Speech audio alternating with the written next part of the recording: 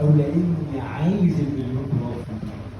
مش هقعد استحمل لغايه لما الوقت 20 سنه مش هينفع، انا عايز الفلوس. مفلس حر، دي مقابله. انا اقول ولو انا ما اترفدتش وستيبل فعلا ضهري مش في الحيطه وربنا بيديني باب رزق خاطر طبعا. اذا كانت المخاطره محسوبه هيجي السؤال مفيش يقينيات قول ازاي؟ وكلمه السر 18 شهر.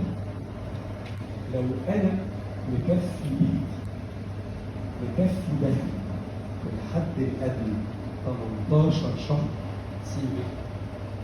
ولو انا اقنعت الانفستور اصدقائي العيله الصحاب بي سي دي انه يمول معايا بيمشي البيزنس 18 شهر، اسمها مخاطره محسوبه. ليه؟ لانه اي بيزنس بيقول عايز على الاقل 12 شهر و6 شهور جاب علشان لو حصل اي مشكله. واي بيزنس عرفت اقنع مستثمر يحط معايا استثمار يعيشني 18 شهر يبقى انا مش بجامل نفسي بقول فكره حلوه. فانا ضمنت بضمان 18 شهر خارجي وضمنت بسيفنج 18 شهر داخلي.